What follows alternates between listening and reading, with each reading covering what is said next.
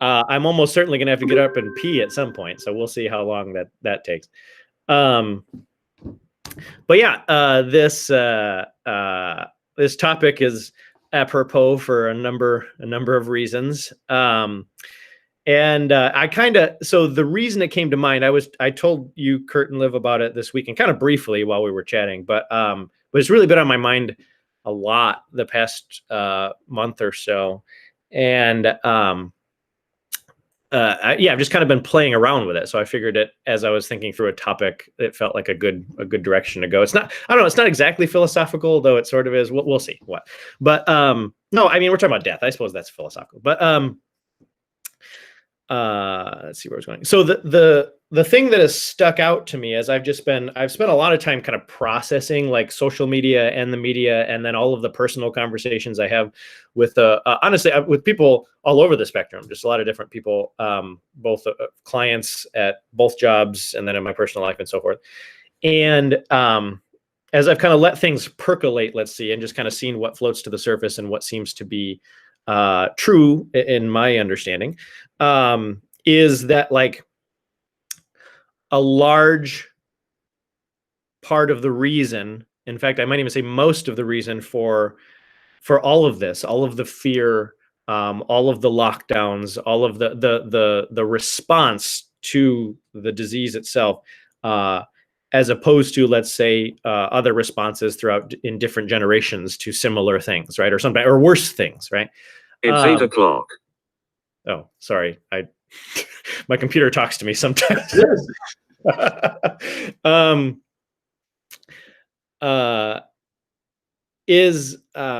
This idea that I encountered a few different times. There's a book, I have not read all of it. I kind of just am really towards the beginning of it, but he talks about it, called The Denial of Death by Ernst Becker. Very popular book written in I want to say the 80s. I think he's technically an anthropologist. It's kind of like a pseudo anthropology / psychology type thing, but he argues, as well as other psychoanalysts and psychologists, that not all of them, but a lot of them, that death anxiety, right, is the fundamental anxiety or the fundamental fear that is at the bottom of all fears, that fuels all fear. And I was really fascinated by that idea. I'm not even entirely sure why. And as I've been processing this whole pandemic, and in particular the response to it, it really feels like, to me, and this is maybe part, like, I'm positing this, and feel free to argue this. This can be part of where the discussion is. I didn't actually put this question down, but I still welcome thoughts. Is that, like, the reason that our response was so huge to this is that we, worse than any generation in history, are ruled by our death anxiety and unaware of it. We unlike any other generation, we can keep death at bay in unbelievably powerful ways and almost avoid death, right? So I first encountered this idea when I first became Orthodox. So Orthodox funerals, up to this day, at least in my church, some churches don't necessarily do this, but historically speaking, somebody dies, and this happened, none of you probably remember, but Scott was my godfather when I came into the Orthodox church, and he died like 2 months, maybe 3 months after, he became my godfather, after I was chrismated. And they did this with him. Like at my church, they still do this. Like you die, you take the body to the church itself. They don't do an embalming process, but like the friends, the priest, the family members, if they want, only male, depending on the gender, right? Actually prepare the body for the funeral, and then you have the funeral the next day. I mean, it all has to happen really quick, obviously. And you like, it's considered an important part of the grieving process, even to do that, to go there, to handle the body, to be with it, right? This isn't just an Orthodox thing. In Jewish funerals, historically speaking, like, you always stay with the body until you actually do and correct me if I'm wrong, Liv, but you read Psalm 118, 119, something like that, right? The long one, right? Yeah, 119. Yeah. Yeah. And that's typically read or chanted or whatever.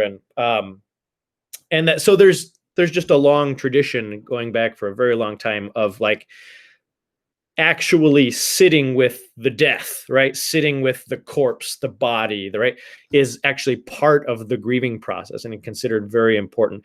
And even considered important like beyond just my individual grieving process, but considered important as far as like your love of that person. Father Joshua said one time, this blew me away. This like has stuck with me ever since he said, but he said like, uh, that's like in some sense the greatest form or even test of your love, because there's absolutely nothing that that corpse can give to you and you're still taking care of it, right? In every other circumstance where you're trying to love a living person, you can still get something from them theoretically, even if you're trying not to, if you're trying to love them self-sacrificially. That body's not going to give you anything. And so those last few moments with that body are your way of loving that person fully, even if you can only handle it for a little while, you know. And that just blew my mind. And so I got a little off track here. The idea being that all cultures at all times and places before us, primarily just due to technological differences, if nothing else, encountered death much more regularly. It just happened more often, right?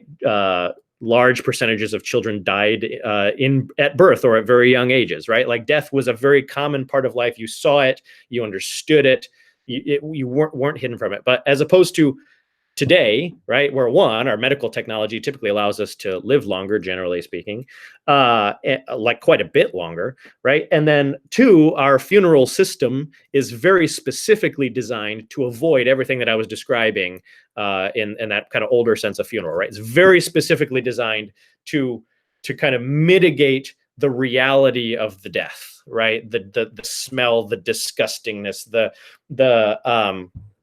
yeah, I like the reality of it, right? And so I think our culture moving in that direction, to me, is led to, right? And so Dr. Irvin Yalom, who was I didn't actually quote him. Oh no, he's the book that I sent.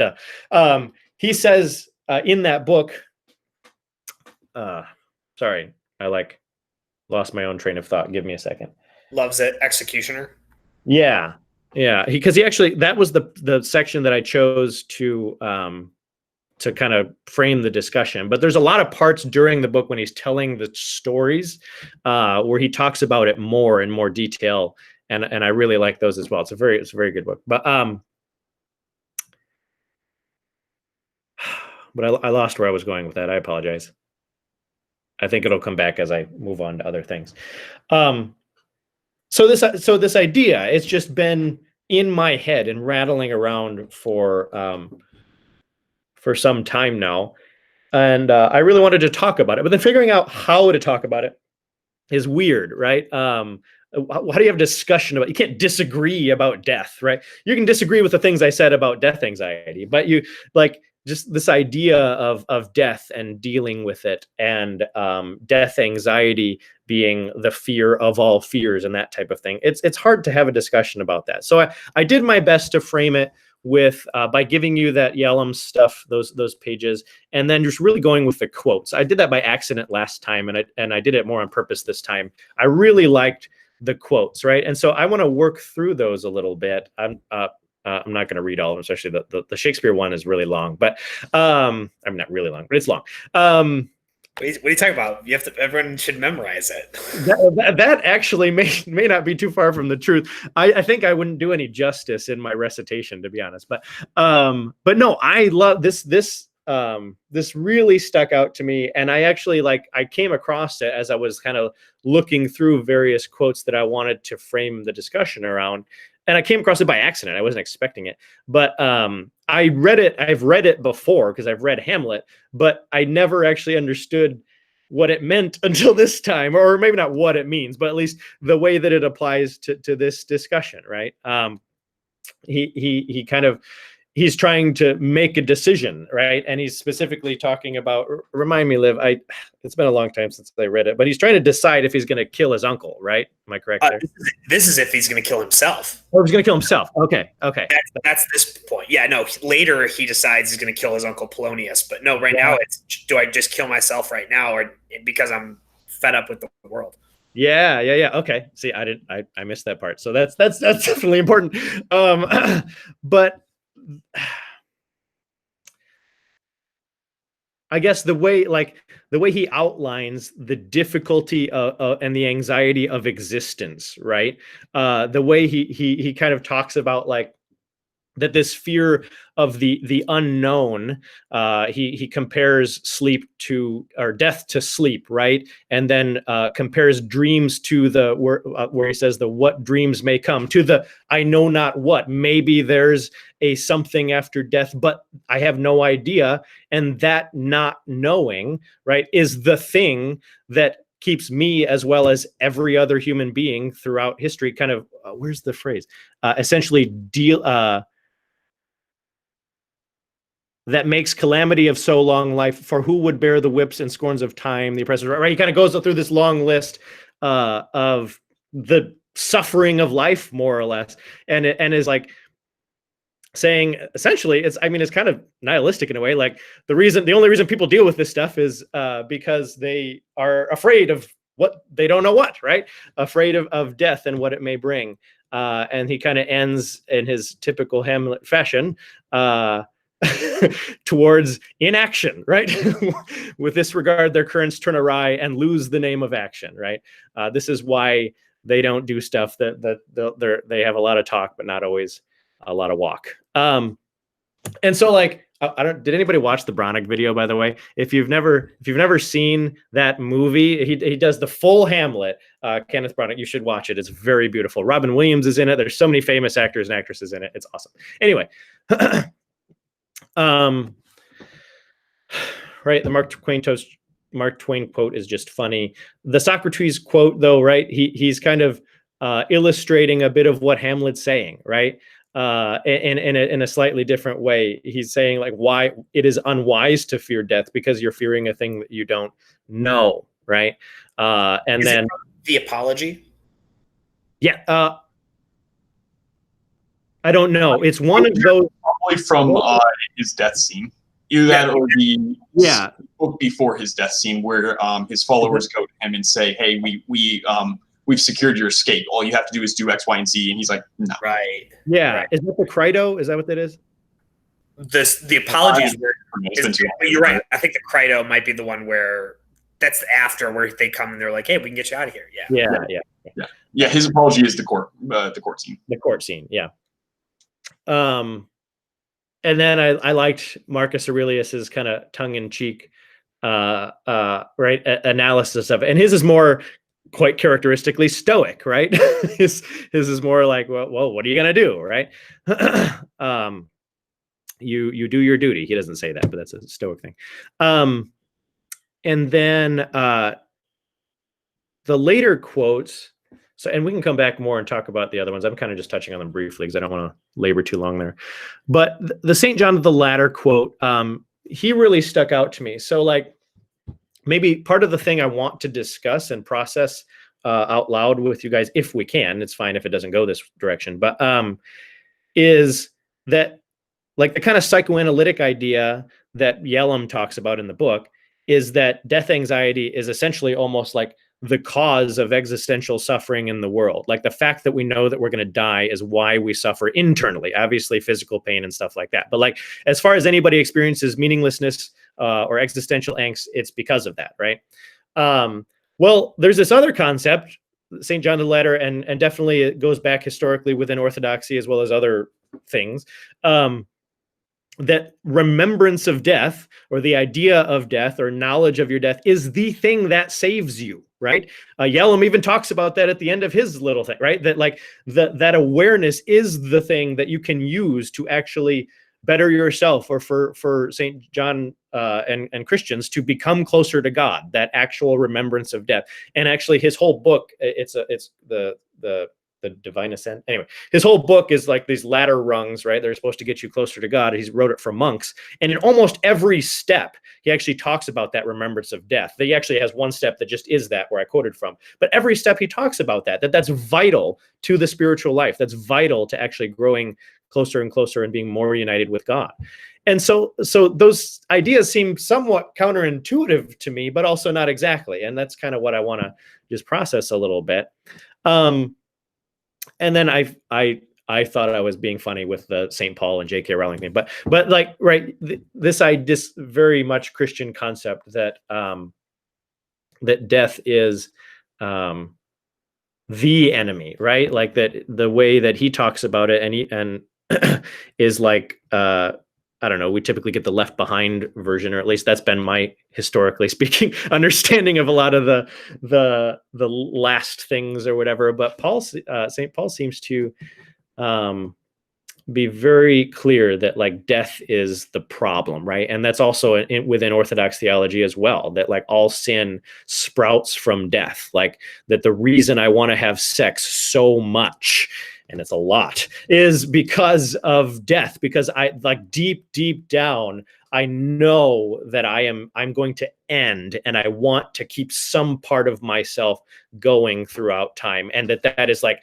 rooted so deep down inside of me that it is so twisted now by sin and by my own bad choices that that it manifests way differently and more powerfully than it ever should.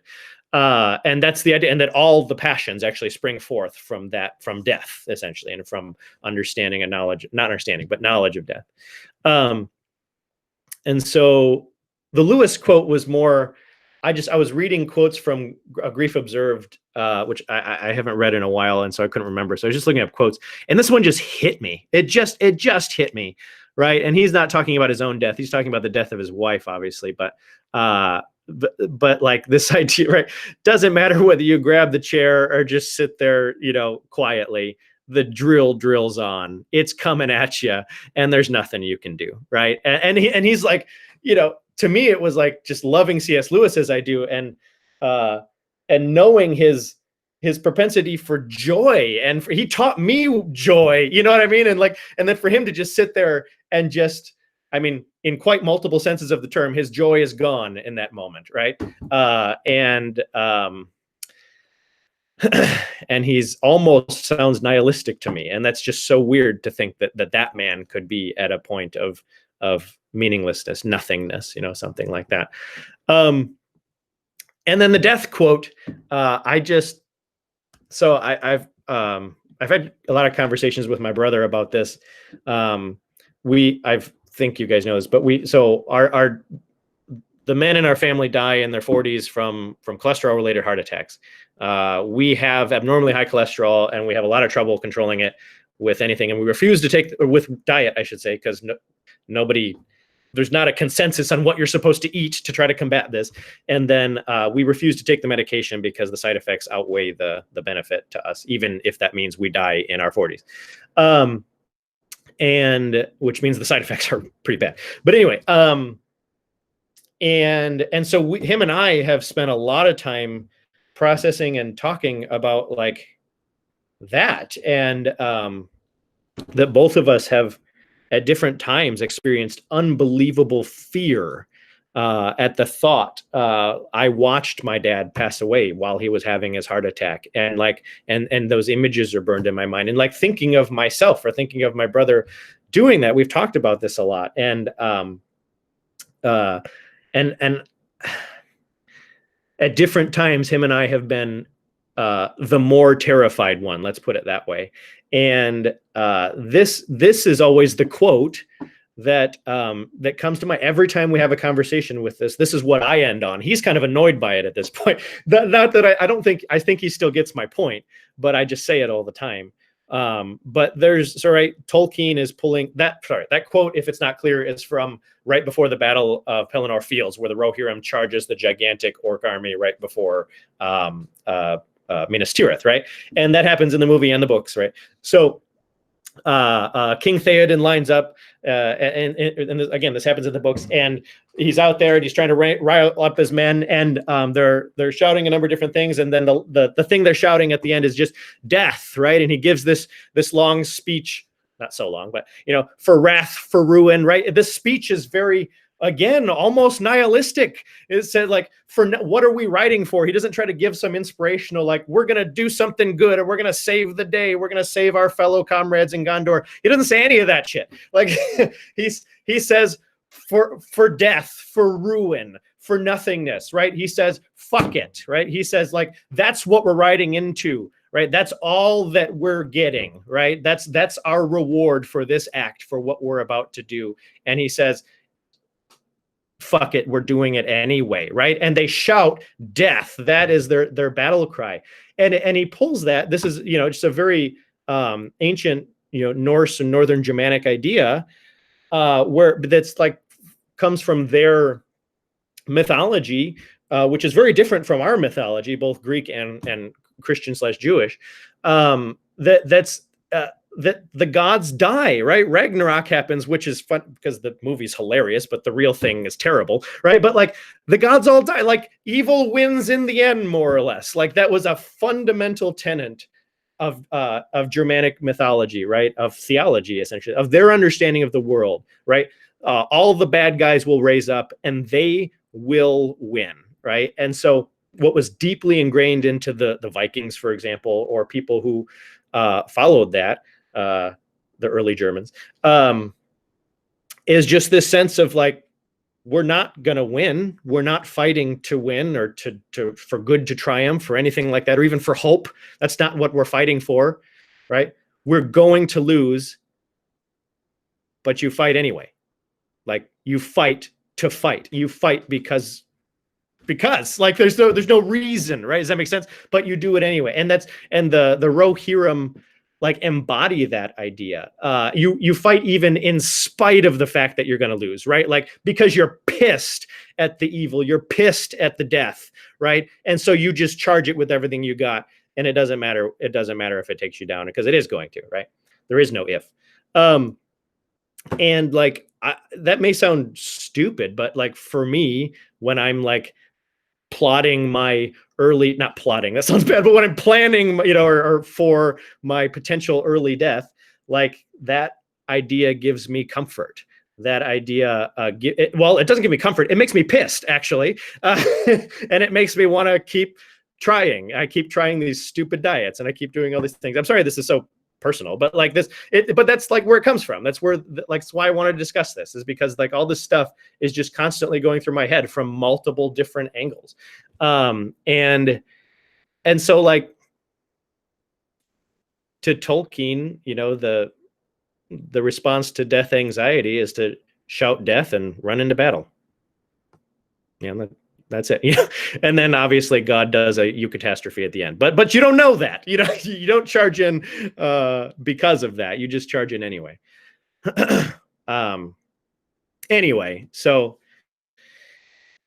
I have those questions there. Most of them were just to get you guys thinking. We don't necessarily need to talk about all of them. But maybe the couple that I would like to very specifically address, if we could, like, is do you agree that death anxiety is at the root of our existential angst? Because there are plenty of psychologists who don't agree with that. Freud himself didn't fully agree with that. And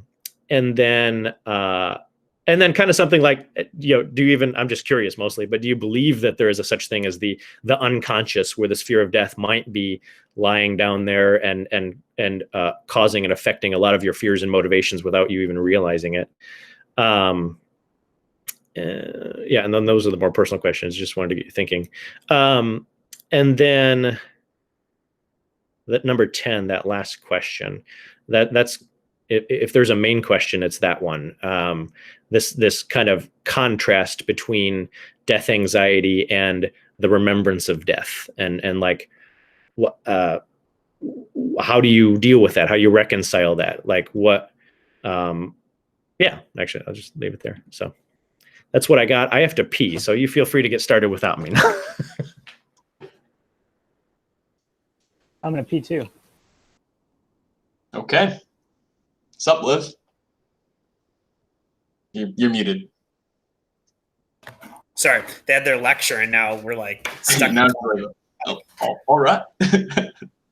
Yeah. Yeah, it's a good topic. Yeah, he doesn't have to. It's very philosophical. I didn't know why he was doubting himself. There's I think a medieval philosopher who said that like the entire purpose of philosophy is learning how to die. Ooh, wait, is that Cicero? Maybe let me Google it.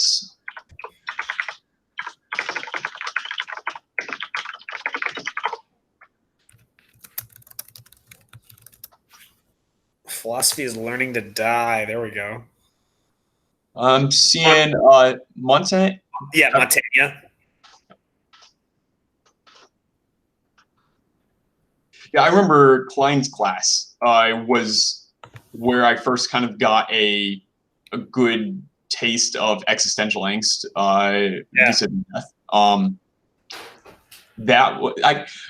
Dr. Klein plays Core 400 so well with like giving you, I think it's Augustine, Camus, Hitchin, and then like you're getting depressed, you're spiraling into this, and he's like, hey, here, have a Catholic existentialist, and then it just sucker punches you with Walker Percy. Yeah. That's man, hilarious. It's the same class. That's great. Yeah. Oh, dude, you had nice. Yeah. Same one. Yeah.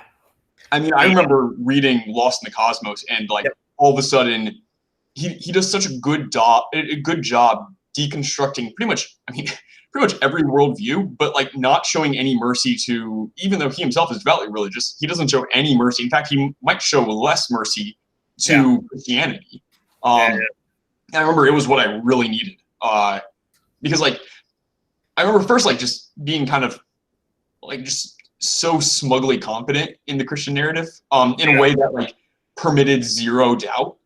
And it was kind of nice to be both hit with a bit of genuine doubt, not necessarily over the facts, but just, I don't know, the existential reality of it. But then also, yeah, he does a good job at pointing out that you're going to die. And for so long, I like, the attitude of me and my family is generally like, yeah, that's just not that big of a deal. You go to heaven and everything's even better, which it's been interesting because one of the questions I wanted to present, but I think maybe you guys will disagree, but I think I may have answered, is there is kind of a tendency I've noticed that religion is actually pretty good at reminding you about death, but it always seems to paper it over with like, but you go to heaven. And there is kind of this, and even a lot of like the philosophers and theologians I really admire and really like, a lot of times when they talk about death, it's just, yeah, but you go to heaven. And I think I was going to say, like, what is there a middle ground? Is that an appropriate way of dealing with death? But I think I've actually just kind of formulated that that's just another way of death denial, that you're not actually dying. And yeah, that's what all the psychologists agree on, is when you use religion to do that then you're avoiding it. That's exactly. Well, I think well,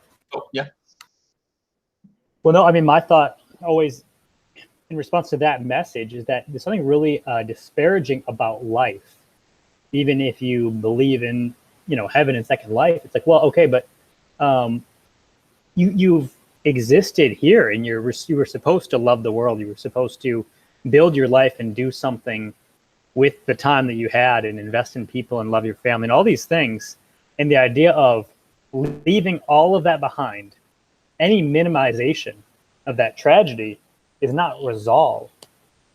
It's just failing to acknowledge its existence. Anyway, so. And I mean, Hitchens really brings, I think this is probably the best part he brings to the table in God Is Not Great, is him saying like, this is one of the scariest things religion can do, is it can completely remove your fear of death. And like, certainly while I don't agree with him in everything, I think he does bring a very good point in that. Like, there is something kind of creepy about people who say, and I recall at the time genuinely believing it, like, yeah, I'm not afraid of death. I'm not afraid to die. Like, it's whatever, I'll just go on to the next world. And I remember for about a year after I read Walker Percy and realizing like I actually, either I had been in a huge amount of denial, or he had awoken this fear of death in me. Man, like, it was a year of actual like existential angst that I certainly am grateful that I had, but man, was it rough. Mm-hmm. Well, because I found that I was struggling even to define what I meant by death, which may sound weird, but as far as a discussion topic, right? Mm-hmm. Because typically, if I think about a Christian death in any theological scenario, right, there's an afterlife, and that sort of like almost makes it. Actually, I think of the honest trailers for Lord of the Rings when he talks about Gandalf and how he comes back. So it doesn't really count, he says. And then it's like, I don't agree intellectually, but there's also this part of me that's like, well, yeah, I sort of get what you're saying. You know what I mean?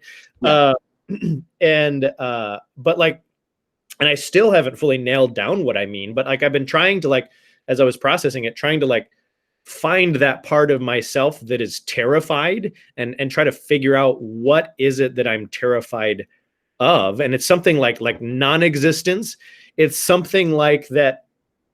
If I actually mentally picture the moment, right? The moment, because there is a moment, right? A last breath where you're here and then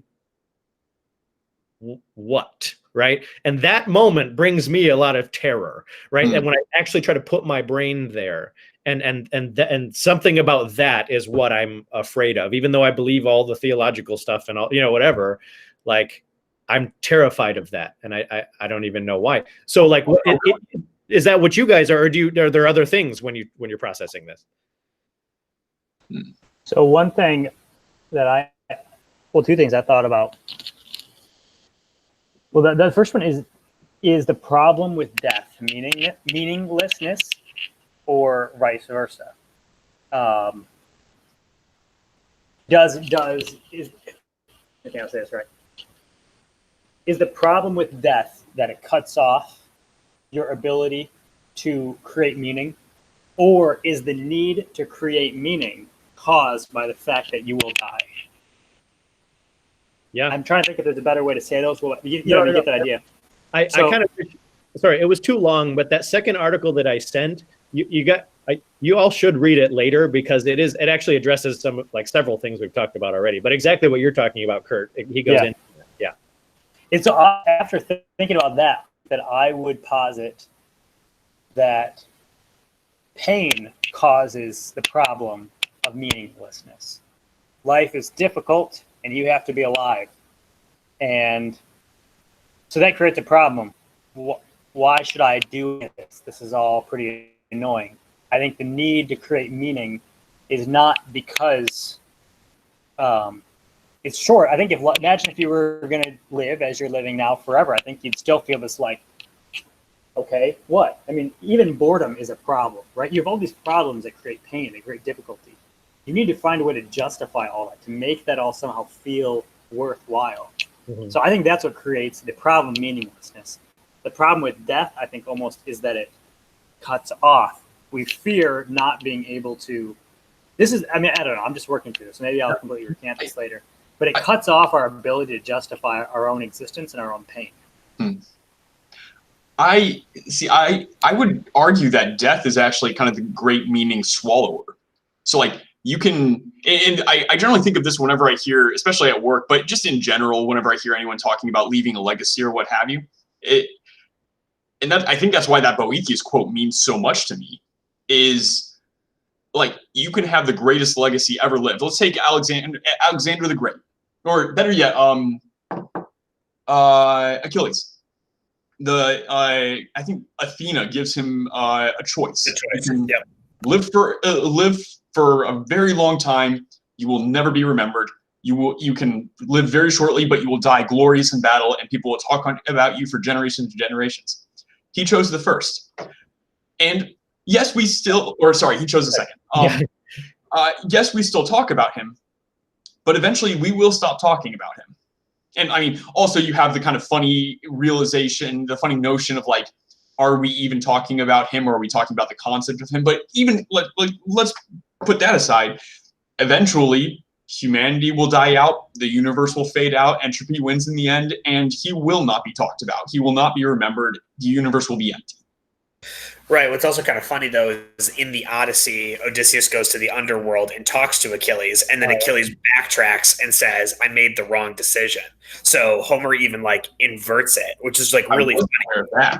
Yeah. So in the Iliad, glory is what's idealized, and then in the Odyssey, it's actually not glory, right? It's the home, right? So it's funny that he inverts himself even in his own. Ooh, I really like that. I wasn't aware of that. Like, so I mean, like, you can create the greatest empire, you can build the biggest business, you can make the greatest art, and I don't know, like, death swallows it up. And like at the very end, I don't know, I'm convinced that your art will feel just as absurd to you. Man, maybe, art is a bit of a different thing. Let's go with your empire or your business. Especially if it was only done with the purpose of doing a legacy, maybe you can have some sort of like, well, I had a business that helped people. Like, it gave people jobs, it gave people purpose. The things we made helped people, but that's not about your legacy. That's about what you've done. That's about the moral good that you did. That's not legacy. If it is about legacy, I don't know. I think if I was looking back on my deathbed and thinking about my legacy, I would the amount of absurdity that I would feel would increase as death approached, to the point where I think it would just all look gross and stupid when the time came. It's really interesting. I'm just thinking of maybe some of the ways that my family has kind of dealt with the idea of legacy, and the amount of grandkids I think is directly correlated to the amount of mental stability that the grandparents have towards their passing. Huh. So I'm confused. The more grandkids they have, the better they feel about. Oh, I see. Yep, and that's the way that that legacy is justified. Is if I have 30 grandkids, I feel good, right? I've done something. And then on the opposite side of the family, there are only 4 grandkids, and those grandparents did not pass as well so my mom's parents didn't have.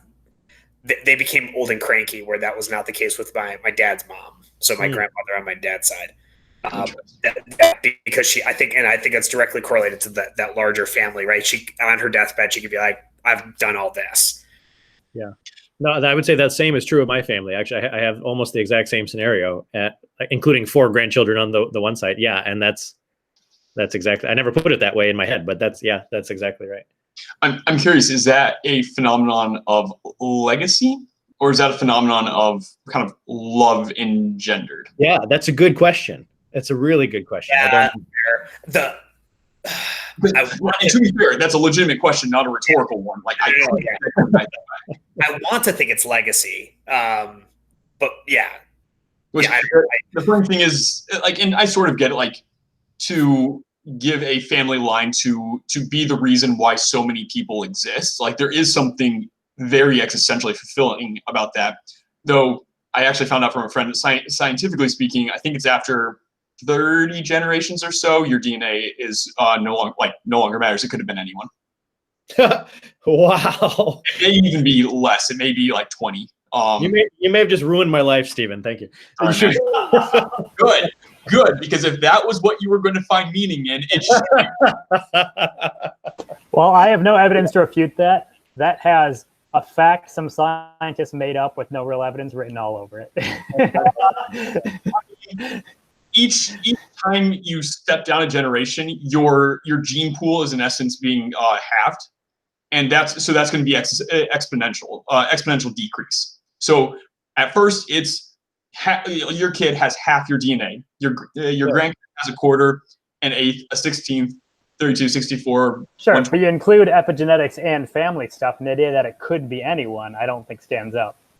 Well, also that's who was it? The guy that said or it was Aristotle, wasn't it? If you just keep having, right, it's infinite, right? You never actually.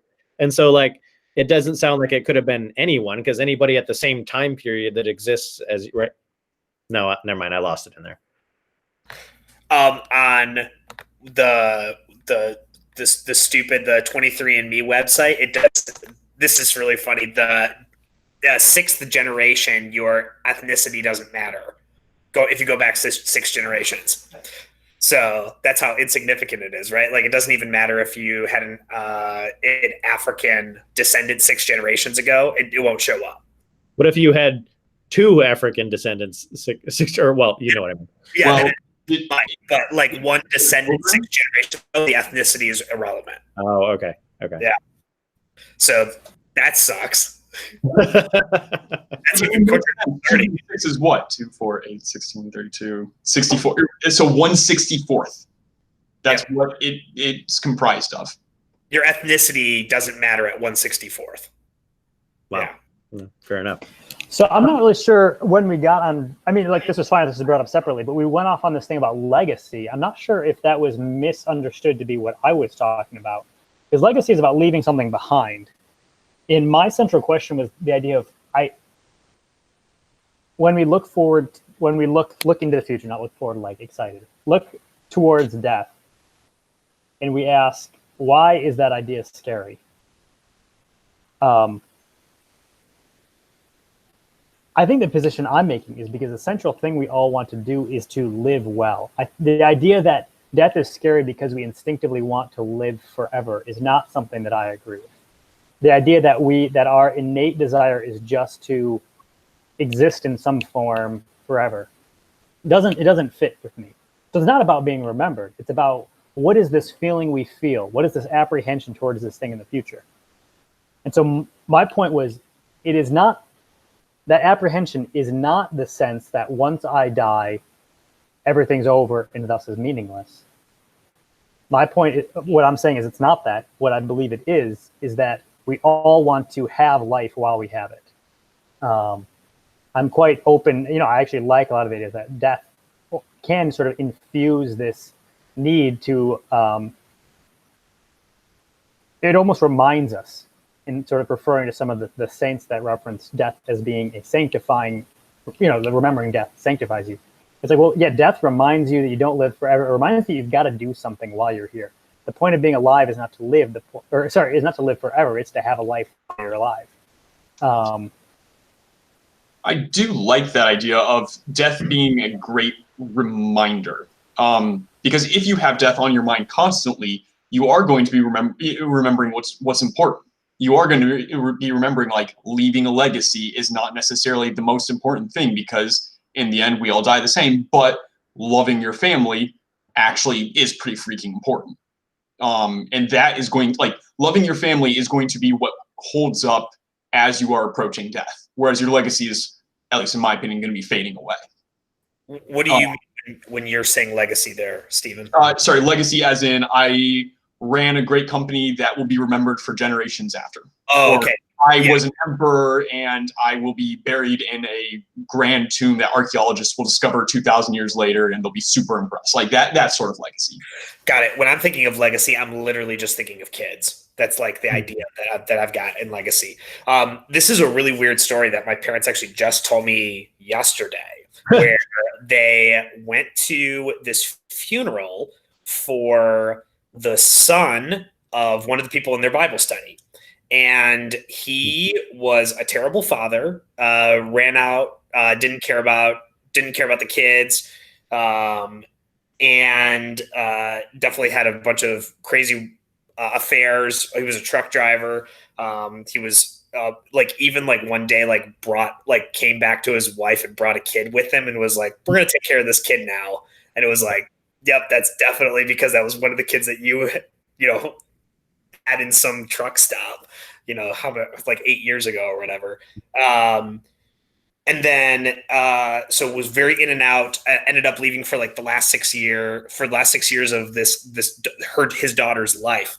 And, no, not of his life, but in respects to the daughter. So the daughter's, but then he came back for the last 3 months so the daughter was so he was gone from when his daughter was 8 to 14. And then when she turns 15, he's back for 3 months and then he dies.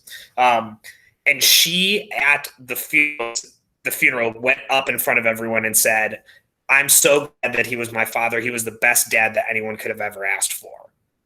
And my mom was like, "Nope, not even close."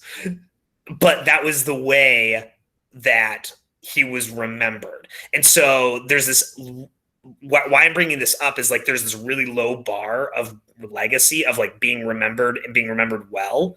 And like it doesn't seem, this is in response to your idea of like meaninglessness, is like that the thing we're like striving against. Legacy fulfills that really easily, where it's like, nope, I had kids, they're just gonna love me just because they're gonna love me. It doesn't matter how trashy of a dad I'm gonna be. Right. And like that was evident in this situation, which I thought was just really weird. But like for this dad to not have a meaningless life was really easy. Like he just had to come back for 3 months. Well, no. So that's actually, and I will come back to your question, Kurt, because yeah, I will. But like, that's part of what I meant when I asked the question.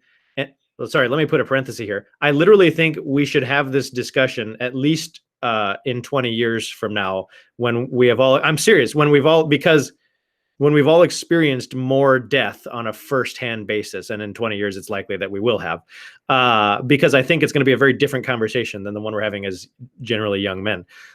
I say generally because I'm older than you, but but like I asked, why does death hurt so much? Because in my own personal experience, as well as like with clients and everybody I've talked to who's experienced a death, in particular, the death of a closely loved one who was a pretty terrible person in life, but that there is still a powerful sense of like the horrificness and the terror that they're now just not here anymore, even though they were pretty terrible and weren't that great to have around. Maybe you didn't even want to be around them. That happens all the time. Siblings that have spent 60 years away from each other because they just can't stand each other's presence will come to each other's funerals. I mean, you know what I mean, but will come to the funerals of their siblings, just messes, just broken, because they can't stand to not have that person with them. That death in and of itself, whatever death is, that non-existence, that just lack of presence, period, right, is considered more horrific than anything that person could have done or said to you in life, right? If assuming that they were a closely loved one. So what is that equal to meaning, though? Well, no, so that's sad at your death. Yeah, that's what I'm wondering. So here, I know. I mean, I really, Diego, because I want to jump in after you real quick here, and then we can figure out how this is all mashing with where Liv and Stephen are at. Okay, well, because I think I'm disagreeing with you, but I don't know for sure, because I actually think that the question of meaning is separate from the question of what makes death so bad or so fear worthy, right? Because to me, when you asked your two questions, right, the meaningful life versus the just continue existing, to me, it was like, well, no, I think what you really want is to have a meaningful life and keep that going for forever, right? Like, and so it doesn't matter. Like, even if you have the meaningful life, you're not okay losing it, right? That there's this instinct, and I think this is part, like, the sign of death anxiety, this instinct, and I can think back to every single vulnerable conversation I've ever had with any individual, this instinct to hold on to the good things that you have. And that holding on to is what I'm getting at. That sense of like, I want this thing to last. I want it to be stable, to exist, right? For it not to be here anymore is inherently evil, or at least it feels like it to me, right? And I think that's more pronounced in someone like me, but I've seen it in literally everyone I've ever talked to in one way or another. And so I think it's that lasting or non-lasting, that being versus non-being, or existing versus not existing, that is actually the problem, irrelevant, or maybe not totally irrelevant, but I think mostly irrelevant of being, or of meaning, sorry. So that's fair. I don't think there's a clear answer to this question. I mean, I don't think anybody's going to like trump somebody else. But I think my response is that I have seen that people are most devastated when it is the people who are necessarily in their life, like a sibling, a close friend, or somebody that they do have a more negative, or at very least not reconciled relationship. When that person dies, you've been robbed of being able to resolve that relationship. This thing that we want to view as the good life, like, meaningful life, which involves reconciliation and harmony with the people in your life, that a death from someone in that position is devastating, because you never get to resolve that. I compare that to like my grandma, who still really can speak in full sentences right now, but she's like in her mid 90s. And I'm not saying people aren't going to be sad, but I have a really good relationship with her, and that is not going to be, to me, and frankly, I'm confident to my mom as well, that devastating. It's because we got to have what that relationship was supposed to be. Yeah. And I'm not saying that makes it easy to let go, but I actually think that it is easier to let that person go than the sibling with whom you are estranged, because you never get to infuse that. It is permanently marred in your memory as this pain that never got to be reconciled or infused with.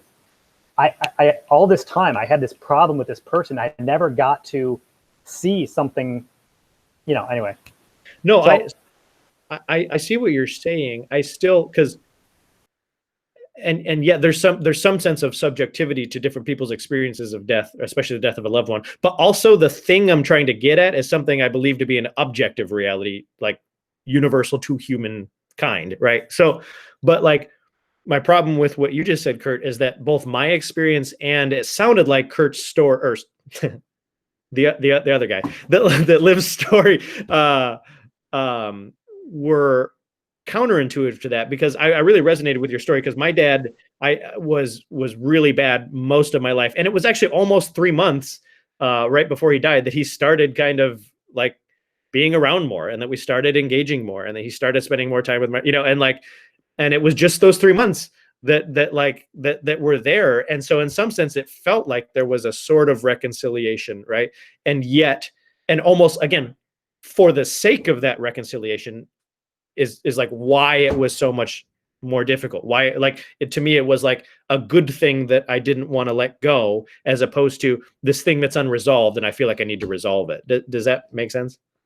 That feels like getting a taste of resolve. 3 months is not having a relationship with a parent, though. So Sure. Like, I do think that that feels to me like you got to. Sorry, I know I'm speaking about your life, and I don't want to be doing that, but just both these stories, that kind of feels like, this person that you've had this thing with for so long, and then like there's this feeling that we might be able to be in each other's lives, but being in someone's life is not, is a. I feel like you were definitely robbed of a father relationship, despite those 3 months, which is not the same for my grandma. No, I get that. But I'm also, I guess, pulling from other sources, not just that thing. Like, so like even the desire for home seems to be a desire for stability, right? This desire for something that is good and it lasts, right? And that's the main thing I'm trying to get at. Not like that it seems like that's the thing that like causes that terror, is that that there is no possible way. Again, I mean, I'm kind of putting theological belief to the side for a moment, because like it seems that at least in my own experience, and this is the part where I'd definitely be willing to acknowledge that I'm wrong, but like where it's like either I'm using religious experience as death denial, or I'm like kind of, it's like I definitely believe it intellectually, but like deep down there's still this fear because I just don't know. Does that make sense? Right. And it seems like the thing that is causing that fear is the fact that like there is no good thing, right, theoretically, other than God. But in this right now, what I can see and sense and experience, there's no good thing that I can just latch on to and that it will just be there forever, right? And that is like what's terrifying. And I think that's true of just about everyone, but I don't know. And I guess that's part of what I'm, and I guess, are you trying to say that, yeah, I don't know that we're actually disagreeing, but I think we're saying different things at the very least.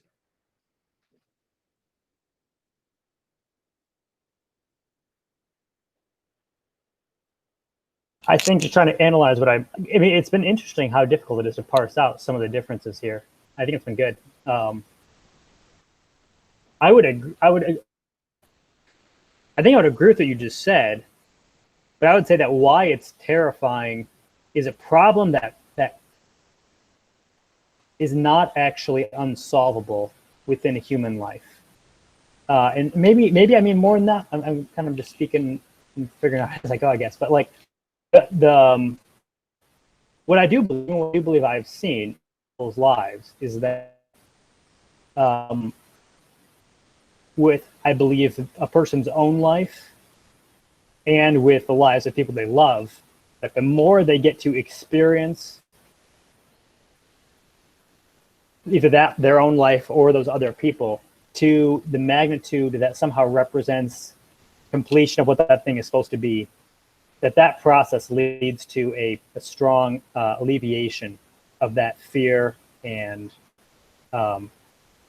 torment. It leads to a reconciliation with it. It's kind of what Dumbledore and Socrates say, that like to the well-organized mind, right, the person who's put things in their proper place, death isn't as scary, essentially. Well, that's Seneca as well, that you have the time to do the things that you actually need to do to live a life that you would at your deathbed, more or less. Mm-hmm. There's sorry. Go ahead, Stephen. Sorry, you froze, cut out. I wasn't sure if I was cutting you off. There's a great Twilight Zone episode. It's one of my favorites. It's the second one ever aired, and it is called A Pitch for the Angels. And there's a pitchman on the side of the street. He's making his pitch and whatever, and he's followed upstairs to his room by a man in a suit. And he's kind of surprised. He tries to strike up a conversation, and the man in a suit just keeps talking about his imminent departure. And eventually it becomes clear, like, this is Death he's talking to. And Death tells him, like, you have, until midnight to get your affairs in order. And, he begs him, like, please, is there any way? And he says, like, well, there are some extenuating circumstances, I guess. Like, do you have any family that's relying on you? He's like, no. Do you have any friends, or any charities that you take part in? Like, anything at all that relies on you? He's like, no, not really. And he said, okay, well, the last thing is, like, do you have any hopes or aspirations that you've always wanted to do? Like, something that, like, would give your life meaning. And he says, like, well, and at this point, he's kind of lying. He says, like, well, there's actually been one thing I've always wanted to do. I've always wanted to make a pitch, that, like, this great pitch that, like, I would just, and he describes it as a pitch for the angels, where he would be able to sell like heaven and hell itself, or what have you. And Death says, okay, that actually is a pretty noteworthy thing. Like, fair enough. We'll give you an extension. He says, okay, thank you. Packs away his seller's kit and says, I'm never making a pitch again for the rest of my life. And Death says, oh, well, you forced my hand. I have to go take someone else. And he shows that his target is a little girl that this guy is very fond of, like one of the children of the neighborhood. And so the pitchman hatches a plan. At midnight, when Death is going to go take her, he sets up shop outside of her house and does a pitch to Death. And Death eventually sells everything to Death, sells his entire case, and stalls Death long enough to miss his appointment, and therefore not be able to take the girl's life.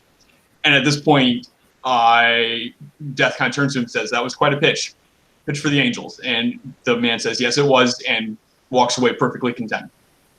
Which I love the idea of the moment he had found something he had found something meaning, and it wasn't in the pitch itself, but it was in a relationship / in another person.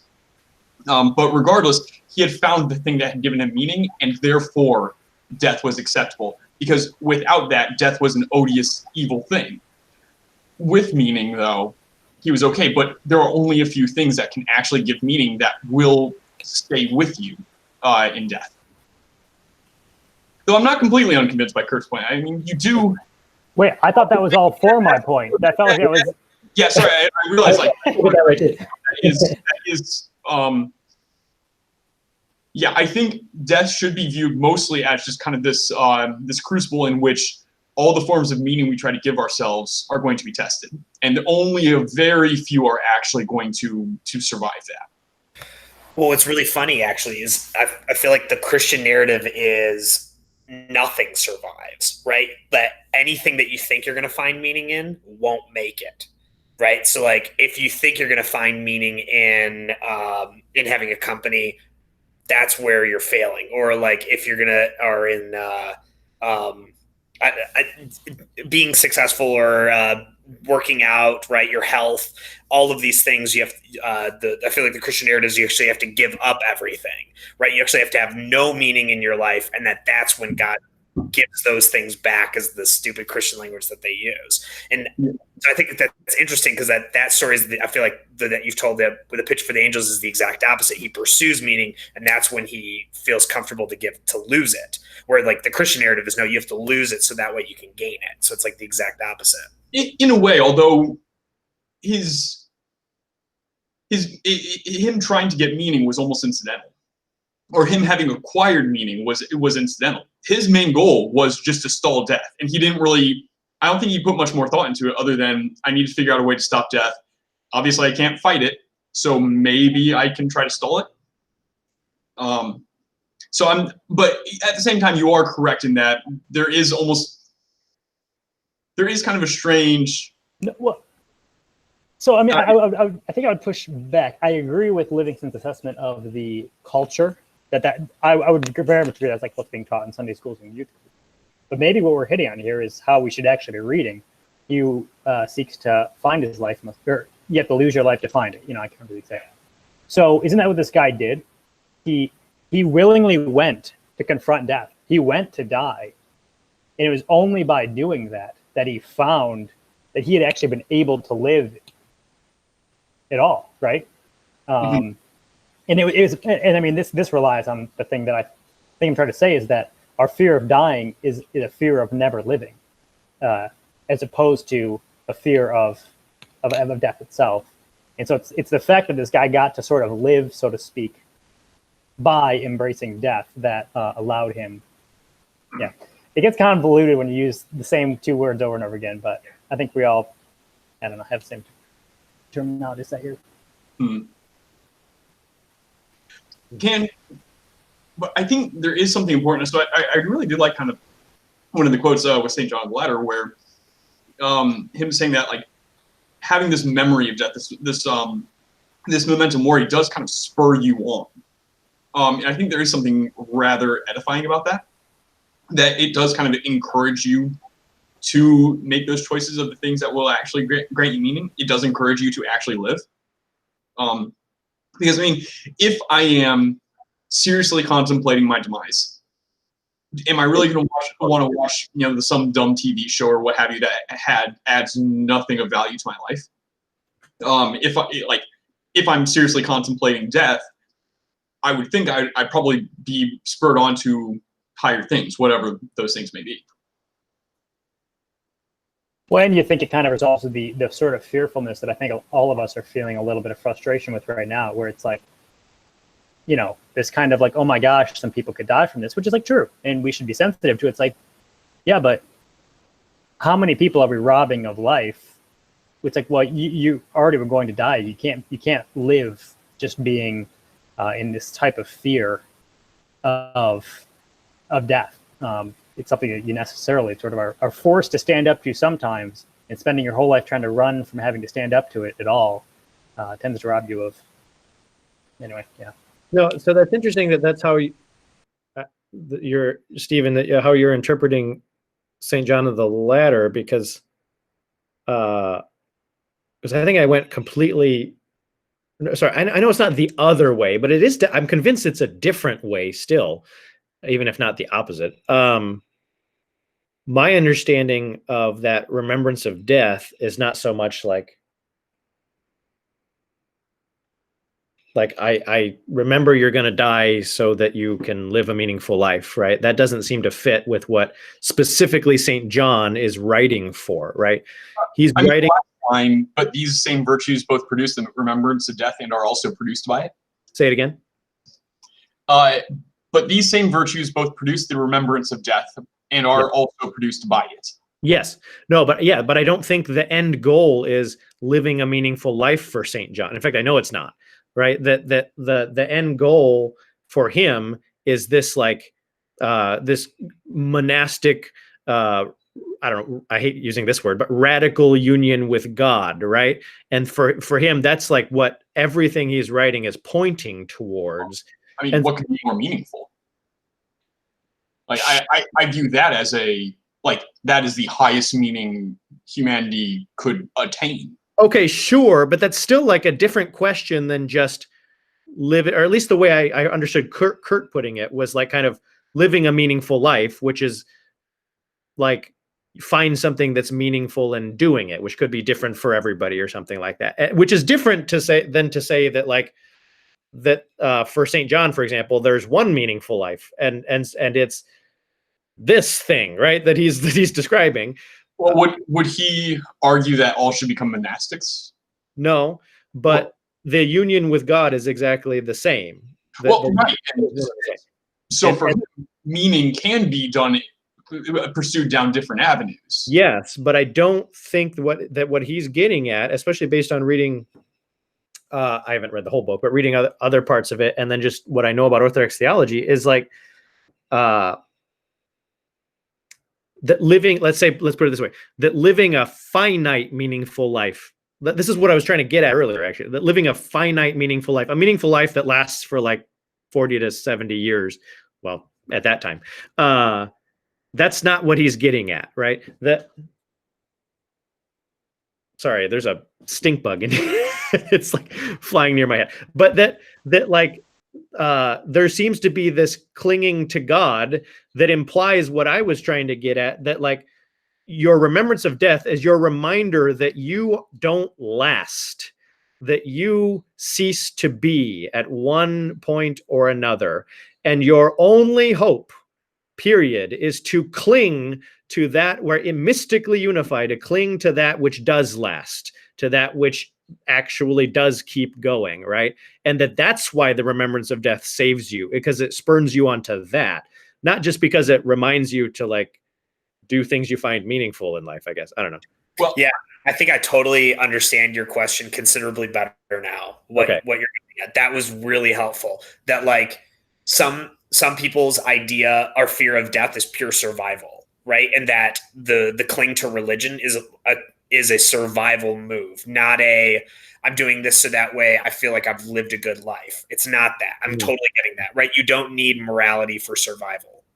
And that somehow the way you're expressing the St. John of the Ladder is like this survival move. It's very instinctual. Like I just have to move towards God because it's the only thing that's going to keep me alive for just a bit longer.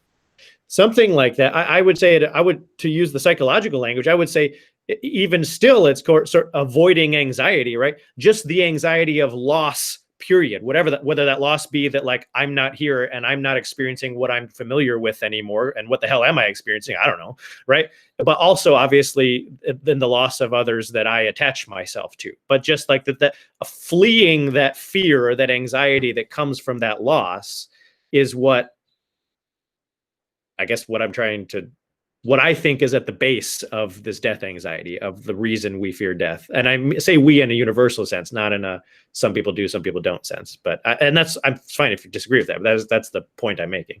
That's so fascinating. This totally makes more sense. Where I think so, some of the pull to monasticism would be that's a way of overcoming death anxiety. That makes sense. Where I think maybe Kurt and I are experiencing a little bit of the way that we've overcome death anxiety is by recognizing that our finite existence can be good and meaningful at that, and then that becomes enough for us to not fear death. So that's just another route for overcoming death anxiety, but it's different. Sorry, can you summarize that again? Yeah, that pursuit of morality and feeling like I've accomplished something in my finite time is enough for me to not worry about dying. So I would not mind dying at 70 as long as I know I did something good. Okay. So I wouldn't necessarily have that death anxiety. I think Kurt and I's fear of death is not the fact of non-existence. Sure. It's I didn't get to do enough.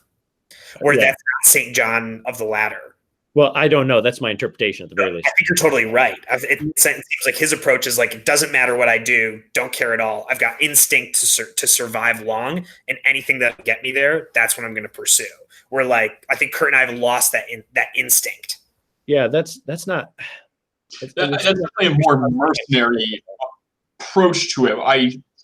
I mean, that does seem to at least somewhat square with this idea of cling to what lasts, which, I mean, I don't think I'm necessarily opposed to that, though. Like, at the end of the day, what not only what will still have meaning, but like what will last. And like, if God exists, if anything's gonna last, it's him. And I guess I would view it not necessarily as just survival, but also like that therefore is the only real meaning. Like, after everything fades away, like I am at that which means something. Yeah, Because, yeah, I think there's a huge degree where maybe the reason I'm not fearing death in the same way is because I'm not banking on the fact that that I am going to be in, like, have any kind of perpetuity past that death. which right? I think Bonhoeffer, he started this quote unquote death of God theology, which is pretty much a Christian will act in a Christian way completely disinterestedly. Like, even if Christianity, even if it turns out that God doesn't exist, Christianity is not true, the Christian will keep being a Christian because they will have formed themselves into a person such that, like, this is just who they are. Which I disagree. I go more with Ivan, and if God is dead, well then screw it all. I'm going to go do what I want. But even then, at the very least, I have no onus to go do anything. But even then, you still have the question of, like, well, when you approach death, is anything going to have meaning? You better go cling to that which has meaning. Which I think I would say that I would contend that perpetuity is almost a moot point. That I think I would say, yeah, at that point, like, finding meaning in God, in the divine, is going to be one of those few things that kind of stays with you till the end. I would simply, I mean, one point I just want to make is I would not consider it an ideal position to be in to say that a thing is the perpetuity of a thing and its value and meaning, I don't think should be connected. I understand we instinctually want them to be connected. And I was actually just searching this. I'd be curious how many different Psalms or Proverbs, or maybe Liv knows. I'd be curious how much this idea is represented, because I certainly understand the idea of resurrection, how it's specifically in the New Testament, obviously, is a very essential theme. But I really do want to feel like the notion that learning to live your life while letting go is not purely an Eastern notion. Like, I do believe this to be, I don't know. So I'll have to look that out, Liv. I don't know. I mean, I assume you're kind of on the same page with me here of the idea of thing doesn't need to last forever for it to have meaning. But see, it is kind of interesting in that because I thought along those lines before too, and I don't know, like, things fade, like every entropy wins in the end, and there is kind of this notion of, like, is there, like, me dying happy, I suppose, is not the same as me dying having meaning. And so I'm trying to think of, if anything doesn't exist in perpetuity, if everything really does get reduced to entropy, is it possible for me I think it's still possible for me to die happy. Is it possible for me to die with meaning? And I'm not sure there is. Well, you said die with meaning. We're talking about living with meaning resolves the fear of death. And those are really different things. Okay, gotcha. Is it possible to live with meaning, knowing that nothing will last? So I think part of it comes from the idea of, in terms of, I don't know, I'm kind of just shooting off hip here, but like, I think it probably comes from a starting place of at least things of the physical world as we view them. I think it comes from a place of acceptance that, this is all going to fade away. The world changes so fast. Who knows how this is all going to go? So it's like, that's accepted. And so if the requirement for meaning is something that's going to just keep going, like, all right, well, the first step is just realizing you're screwed. Yeah. The second step is, okay, what do I want? And that's to build something worth living for that lives more like in my mind, or that is more spiritual in form, that justifies my existence while I'm here. That's the existential position, right? That's you have to now create the meaning because you've gained all this responsibility. Right. And I think that I remember somewhat coming to a similar conclusion a couple of years ago, in that forming yourself into a virtuous person, like forming yourself into a decent person, is like possibly the only, like, that is going to be one of the most comforting things to you as you approach death. Like, just being the sort of person that has trained yourself not only to face death well, but also to know that you die decent, that you die a good man. And also, it's the only thing that, arguably, if the resurrection is true, which I believe that is the only thing that's going to last through that. Everything else is going to be completely gone. That is the only thing that has a shot at perpetuity. But even if the resurrection isn't true, I think maybe, even though, like, I don't know, I still look at that and I just go like, well, you're still dead. Like, and after that, find me an answer to that. What? Find me an answer to that. So, like, people can say, well, here's the problem with your theory. You're still going to die. And it's like, well, okay, find me the theory that solves that problem. Well, Kmu right there would just be like, yeah, there is no theory. There's no answer. You're going to die. Death is among us. Like, right. And so it's sort of like, you kind of fool yourself into thinking. So people but what you're doing is you're pitting how it feels to live a meaningful life while you're alive against the hypothetical possibility of living forever. And you're saying, hey, that might feel meaningful, but you're still going to die. And it's like, okay, well, here's what, if you want to play this out, in this person's life, you get to die knowing you lived a shitty life because you believed it was all meaningless, because you didn't live to live forever. So now let's compare these two. Let's compare the person who lived a good life because they believed it was worth doing, and the person who lived a shitty life because they believed, well, if I'm not going to live forever, screw it. Well, those two, that's a pretty easy comparison. Like, sure. It sounds like you agreed with me. My point was, I think that the critique of, critiquing the position that a meaningful life resolves the anxiety of death with the comparison of, yes, but you will still die, which is comparing it to the idea of perpetuity, feels disingenuous to me, because it implies that there's an option to keep living. Of course, there isn't. Where considering the option of keeping living leads you to is nihilism. So what we should really be comparing the two is the nihilistic person versus the virtuous person. At that point, like, you use value terms, the person who lived the shitty life and the person who lived the good life. I mean, how, like, where are those like, I'm not sure how you can make that, like, death swallows that up. And so therefore that's why I kind of made a distinction with, like, being happy. Like, well, can you die happy? It's like, well, yeah, I mean, plenty of people do, because, like, they've done death denial so well that they don't even see it. Like, you can die happy because you're driving down the carway, or you're walking down the driveway, you get sideswiped, and just immediate death, and you probably died pretty happy, actually. Does that mean you died with meaning? Does that mean your life had meaning?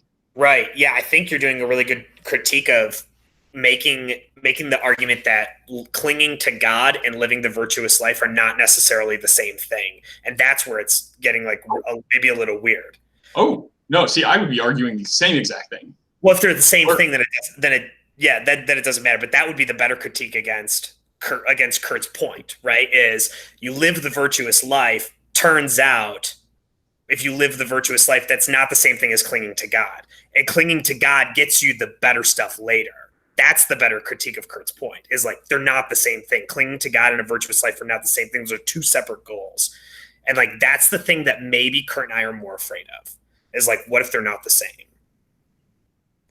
See, I guess, I mean, like, with Christian virtue, I mean, like, that is exact, like, they have to be the same thing. If they're the same thing, then it doesn't matter, we're doing the right thing. Yeah. So I think what I agree with what Liv's saying here. Like, I think the point of this is it feels like you keep bringing up this idea of, but you're dead, whether you died happy, didn't die, you're still dead. Okay, well, you're still dead only comes into play in two forms, nihilism or resurrection. Real quick, because I was confused by this earlier. Are you saying that him and I are both saying that, or just that he's saying that right now? I've only heard him actually make that point. Okay. Well, no, because I think I'm saying something very different. I just wanted to make sure I was confused. But okay. Well, we're really into the weeds now, so I'm not. Everybody's figuring where each other is at. So it's fine. I'm just responding more specifically to what I feel Steven's been saying. Maybe That's we're fine. I just reading wanted each to other. make sure. I didn't understand. So, so you're either comparing lives in a finite sense, or you're comparing them to the idea of perpetuity. Then there's two types of perpetuity. There's perpetuity with the resurrection is true, and there's perpetuity where the resurrection isn't true. If you believe perpetuity, if you're to compare a life against perpetuity when you don't believe in the resurrection, I mean, I feel like we would probably all agree that's nihilism. That's, well, life's meaningless because you're going to die, and so whatever. And it's like, well, okay, but the problem is that life loses compared to the meaning of the life. So Liv and I are not afraid of that point. So if you're pulling the not the finite life but the perpetuity into the equation, unless you're making this argument, which is rough. I'm using my hands a lot here because we're getting so abstract. I'm starting. I think I sort of get what but you're then saying. if you're not pulling that in, the real argument, I mean, I agree with Liv, is like, okay, but what if doing this, and what if by doing this you are getting this sense of, I've lived a meaningful life and I've done the life, I have completed what I was supposed to complete in my life, such that I can die with a smile, knowing that I did what I was meant to do. What if by doing that you cost yourself perpetuity? That would be the fear. I see. Okay. I think I'm setting up for myself. Also, Kurt, you've frozen. I'm not sure if you're still talking. No, just go for it, Steve. I think I have set up for myself in a way a thought experiment. Like, okay, if let's say there is no resurrection, and furthermore, let's go ahead and, well, let's say that the question of God is a moot point. At least there's no resurrection. Maybe that doesn't make it entirely moot, but I'd like to lean into the kind of more absurdist universe for a second. Yes, people can still die happy. Again, like my example, like the person walking down the street on a pleasant day, getting sideswiped and just is something going on. I'm confused. I can't hear you, Liv. You should continue. Kurt's going to try to rejoin. Sorry. Gotcha. The person walking down the street on a pleasant day, and that dies immediately, but they died thinking of their loved ones and, you know, basking in the sunlight and what, like, they can die happy. I'm trying to figure out, is there a way other than fooling myself into thinking that there's meaning? Is there a way for me to genuinely believe that my life has meaning before I die? And therefore, with my approaching death, is there a way for me to still be, or is there a way for me not to be afraid? With the full knowledge that there is no perpetuity, there is no afterlife, moreover, there's no inherent meaning in the universe itself. Is there a way for me to die happy? Other than forms of denial of one way or another? Because at that point, I guess, if the universe has no inherent meaning, like any meaning I attribute to anything is at best purely subjective, but at worst just me lying to myself. But you did make the jump to atheism, whereas Liv and I were speaking more about lack of clarity as to what is meant by afterlife.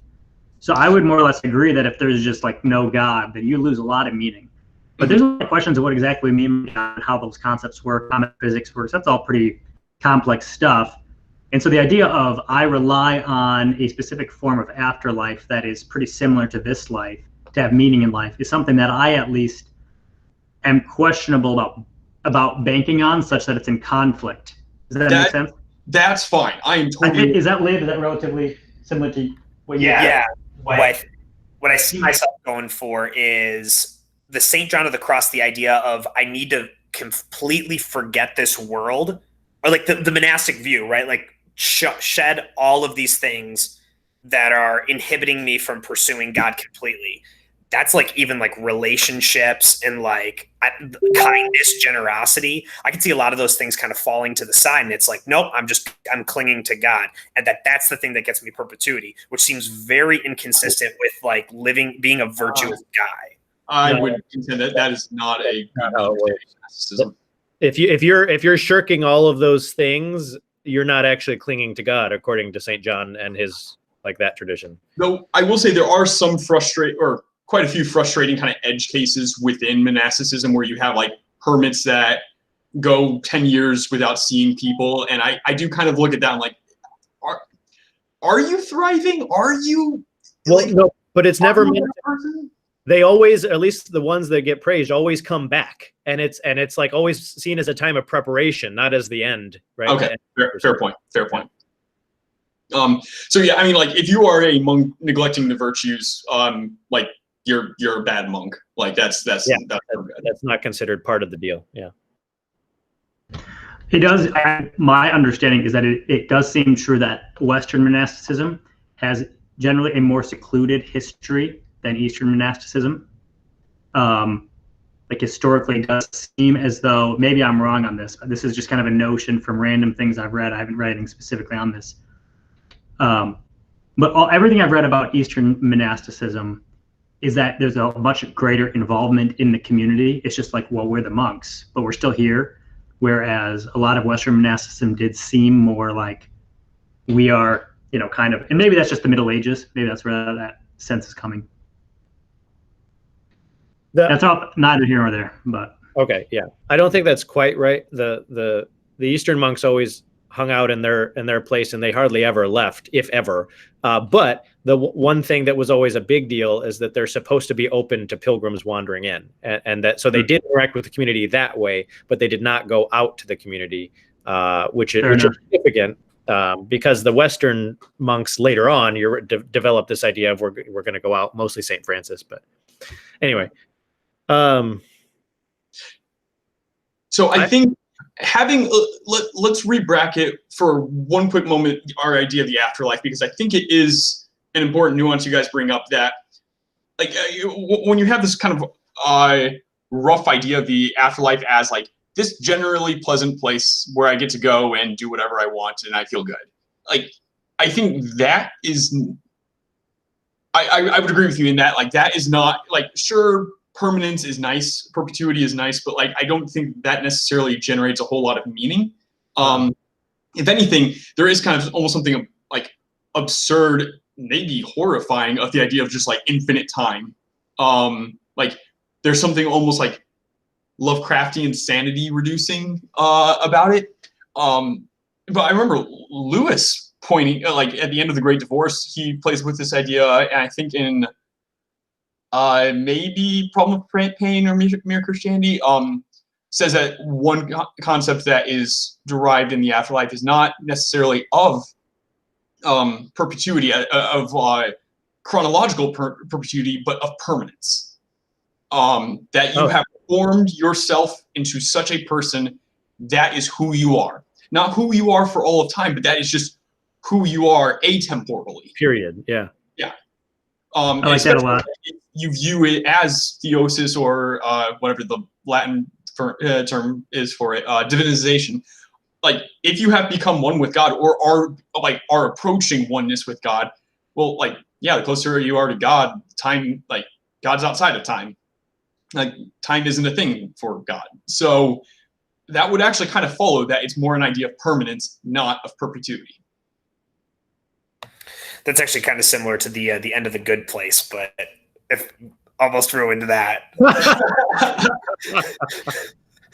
I'm curious where Diego's thoughts are. Doing a good job at dealing with some of these philosophical issues. I only saw the first season, but like I remember being very surprised by like, oh wow, you like clearly you're parodying a lot, but like you seem to actually know what you're talking about. Oh, that's interesting. You saying that makes me kind of want to watch it, actually. That's, yeah. What did you say, Kurt? No, I'd be curious where your thoughts are at.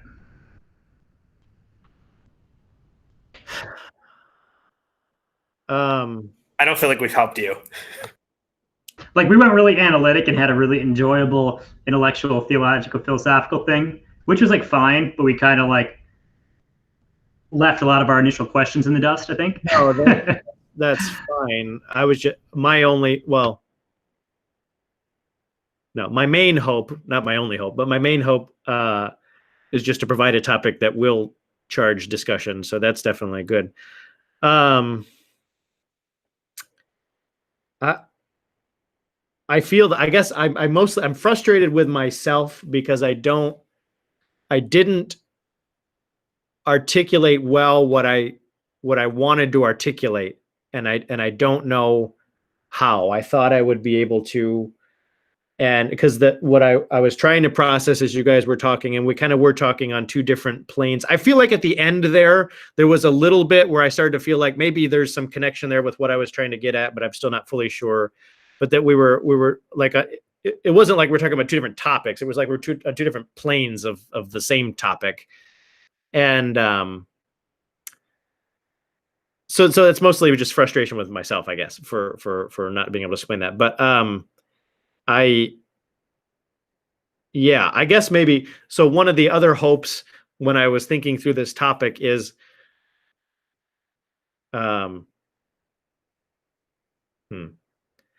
well, that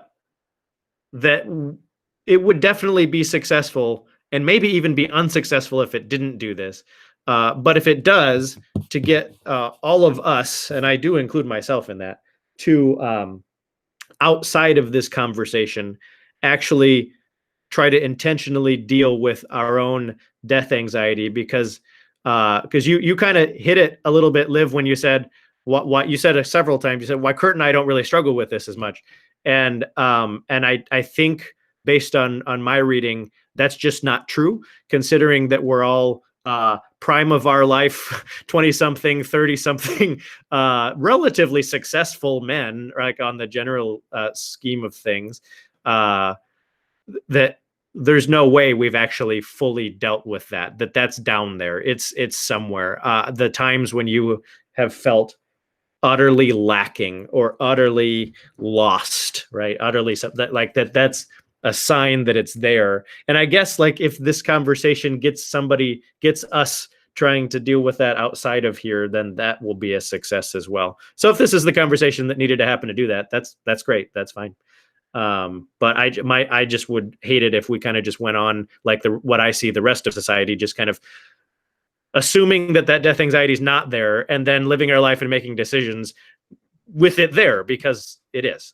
So anyway, I'm interested in how Irvin Yalom differentiates death from responsibility, from isolation, from meaninglessness.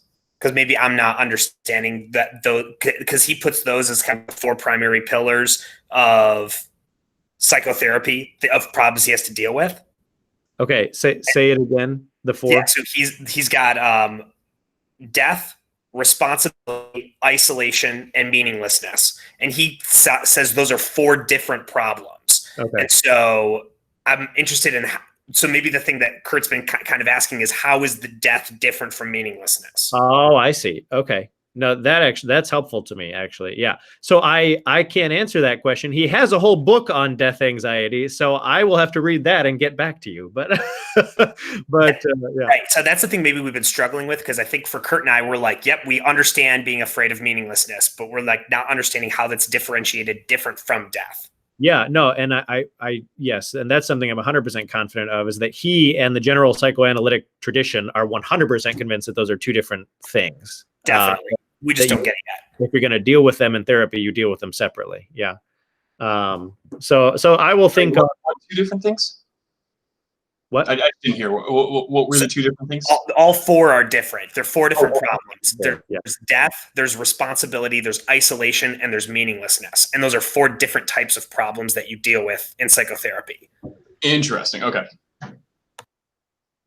Yeah. There isn't the view that all of them are kind of resting on death. They are all separate pillars, is what you're saying. I think the general psychoanalytic community is saying. No. I think they're different pillars. Right.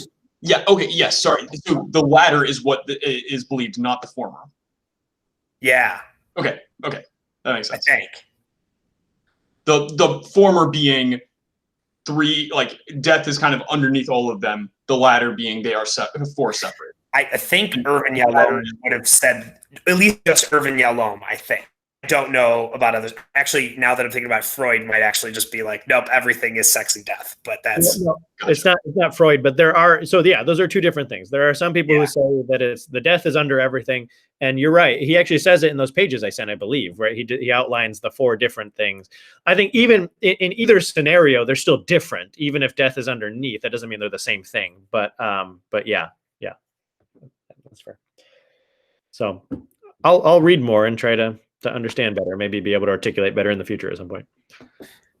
Because as I'm thinking of those four, responsibility, I don't feel like I don't have any fears of responsibility. That's not something that that doesn't hit me. Like I don't like I'm comfortable moving into things like a relationship or having a kid or I don't know, getting a dog or something like that. Right? Those are like things that I'm welcoming. But I think isolation and meaninglessness are like those ones that are like absolutely terrified, right? Like coronavirus has been one of those things that's like absolutely terrible. That's why we're breaking it, right? Like, cause I can't stand it. I just have to come over to Kurt's place. And so that's why I understand what those other three are, but it's difficult for me to think about how death is different from those. No, that's helpful. So essentially, okay, yeah. So essentially what we're walking away with is that we still don't fully know how to define death in the context of this conversation. Yeah, which that's fun. Okay. Yeah. No, that's fair. Yeah. Yeah. That's good.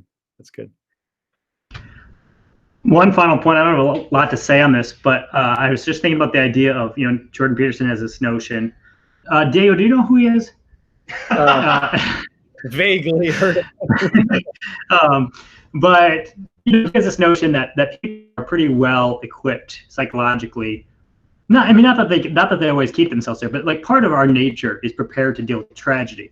What we're not prepared to deal with is malevolence, evil, so to speak. Yeah. And so part of that comes to the idea of like, is the death instinct or death anxiety is there a maturation element to it, right? Is it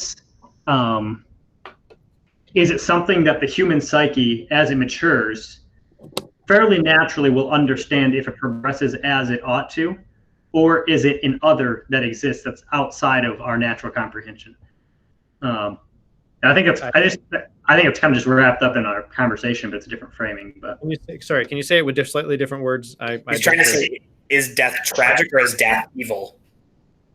Well, that's probably right. I was more specifically just saying, with this notion from Peterson that we're kind of built to deal with tragedy, even if we're bad at it. That's kind of like within human capability, but it's malevolence that really gets us.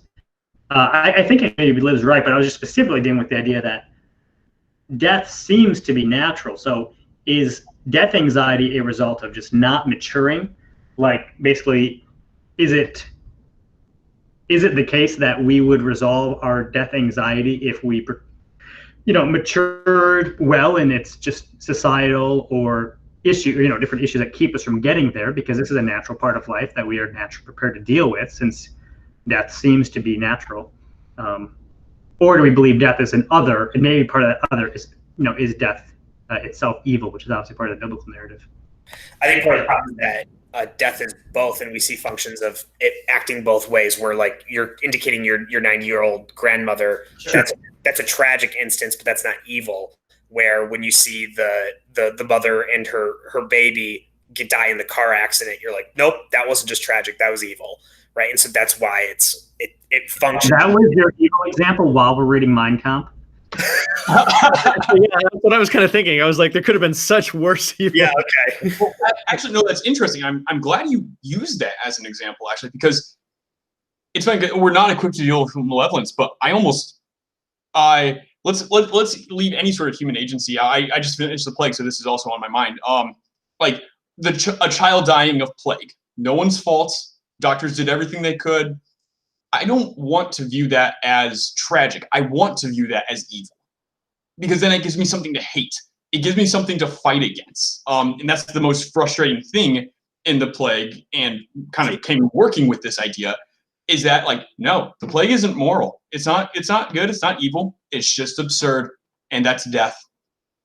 Like, I almost want it to be evil. Like, I want it to be something to fight against. But unfortunately, though, I mean, like, yeah, with Mein Kampf, it's like, oh no, there's actually a lot to fight against. It's called the Nazis.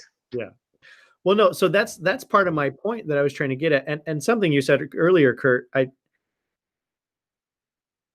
I accept the basic premises of what you said, which is that the instinct does not mean that that's the way that it should be. But I don't think that I'm applying that now. I don't think that's correct to apply it now. And like what Steven says, because I share the same instinct that like, I want to call that evil, even if somebody could make some logical reason to try to tell me why I shouldn't or can't, right? And that instinct itself, I am arguing, and the same thing with that I was trying to say earlier, the instinct to, I don't like perpetuity. I like, Stephen, your word permanence. I like that a lot better, right? That there's an instinct to permanence, and which is, by the way, Liv, I'm sure you'll appreciate this, which is definitely Platonic. He's definitely pulling that from the forms. But like, sorry, I couldn't resist. That instinct is connected to Peterson, right? He calls it the instinct for meaning, right? And for him, that's like fundamental to life. And that's fine that they're connected, but like that is, the instinct is an implication of what ought to be. It's implying what ought to be. And even though that I agree that doesn't mean you should always just assume that the instinct is the same as the should, right? I don't know if that makes sense. No, so I like that. What part of what I really like about it is it clicked for the first time, because I liked the permanence thing a lot. And I think permanence molds Liv and I's leaning. I mean, I think we're all obviously we're all figuring out where we're at with this stuff. I don't think there's like these clear lines where we're living. I know you know what I mean, where anybody's like at this firm position. But I do think we maybe have, there's certain ways that Liv and I are inclined to more similar thoughts. But I think Liv and I's ideas are actually aiming for what could very much be called like a sense of spiritual permanence. I think maybe we're just dealing with how to view time differently. That's maybe a discussion today. But the idea of Platonic forms and permanence does actually seem to bridge or reframe some of what we talked about earlier. And so the idea of there's an instinct for permanence, I like that terminology a lot more. Not that I really have a conclusion of where to go with it, but that's fine. I don't.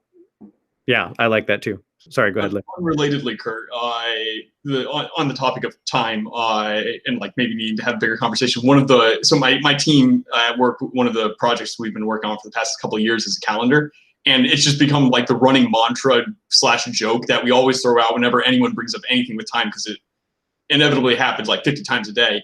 Is each one just kind of throw out this like pithy, like, what even is time, and then act like super philosophical about it. Yeah. I just wanted to get a clarifying question. If you have the instinct to say that the kid that dies of the plague is evil, is that a function of death anxiety? The kid dying of the plague is evil. No, the kid is evil is what I'm saying. Yes.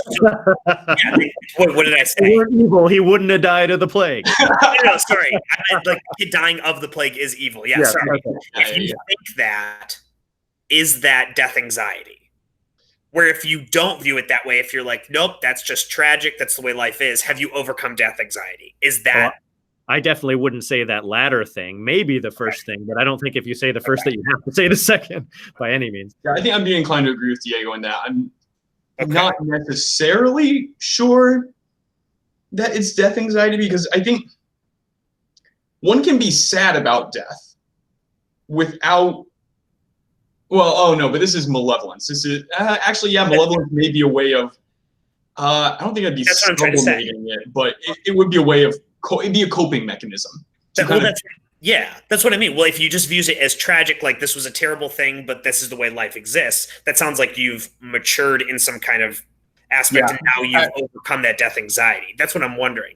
But actually, I buy that. Yeah. Okay, where like if you're like, this is evil, we have to fight against it, like fight against coronavirus. That's the exact instance of death anxiety, and that's why our country is rampant. Is because no one's dealt with it. Which is interesting, because in the plague, the doctor protagonist like uses the imagery and language of fight, of war a lot, but he's Camus' protagonist, and Camus is a super absurdist. Like definitely not an antagonist, but like kind of the doctor's foil is a priest, and the priest's first sermon is pretty much doing the typical stupid Christian pastor priest saying, like, sees a tragedy and then says like, oh well, it's God's punishment, like, and that's the priest's first sermon. And now the priest does grow, but grows to almost more of an absurdist position, while still arguably maintaining his faith. But that's besides the point. Like, so, like, certainly Camus would say, like, yeah, the priest attributing a malevolence of some kind, or attributing just more of a moral, or a morality to this plague, good or ill, that is just fundamentally false. But there is still the notion of fighting, like, and it is viewed as a good thing for this doctor to fight it. But it's not like the plague is evil in this case. It's just more still something worth fighting. Tell me why I'm wrong, Diego. I'm good with it. No, sorry. My brain actually went a different direction. I apologize. I'm perfectly good with that framework being wrong, and I think you were gonna rail against it, Diego. But that's fine. I distracted myself. I apologize. That's okay. I think you're right, and then I got distracted. What did you say? Just that death anxiety is when you attribute evil to tragic events. So if something is just tragic, like the death of someone to a plague, if you think that that's evil, something that we have to fight against and do the best that we can to stop the evil from ever happening, that's like you not understanding the death correctly, and therefore you haven't overcome your death anxiety. Okay. Again, I'll know that I think you still can fight against tragedy, right.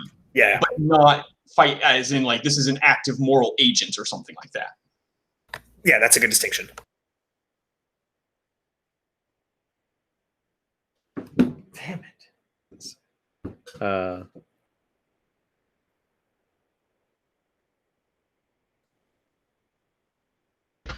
Yeah, I actually am with Liv, because I think one of the big differences between tragedy and malevolence is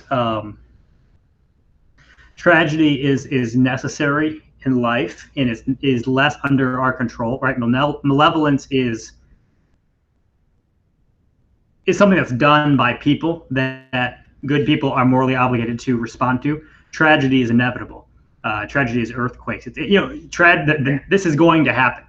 And so psychologically, when something happens and you have to classify it as either malevolence or tragedy, part of that is how much acceptance of this is part of life, that I need to learn how to build a framework for accepting that these sort of things happen. A person should not think that about the Holocaust. Should not be like, well, we need to learn how to accept that these things happen. It's like, no, we need to make these things not happen. And so No, go for it. I think this is what I was going to say to Liv, and I think it still counts to what you just said, Kurt. I don't know. Tell me if I'm wrong. But is that I think part of why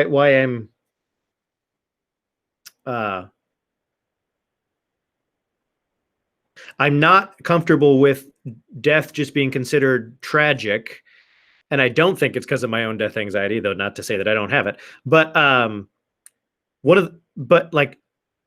most, and I was trying to think through, but yes, most cultures throughout time and history and space have personified death as though a willful, malevolent being, right? Even though there are some cultures that are more accepting of death than other cultures, but it's like one of the universal experiences of just about every culture is funerals, is human mourning. There doesn't exist a culture that I know of anyway. I could be wrong, and even if there were like 2 out of thousands, that still doesn't disprove my point. That like genuinely experiences like powerful joy at the death of a loved one, right? Like that somehow experiences like an opposite, like some absurdist world where they turned what we usually experience on its head. That doesn't exist. that there's a universal human experience that death is. You want to say it's evil, even though it seems natural. I agree that it seems natural, but I think the point that is that instinct is pointing towards something else that obviously, since I'm a Christian, I believe to be true, that death actually is evil and that it actually is the last enemy, right? Whether or not cultures realize or acknowledge that. And so I think that instinct is saying something that's more than just, oh, hey, this is what Christians believe, I guess. I don't know if that makes sense.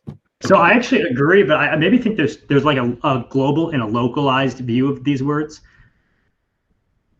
So like in the sense of death as being the fact that death exists, I actually just think in every way that people ought to view the existence of this thing as like this evil personified as however you want to characterize that. I think I would agree.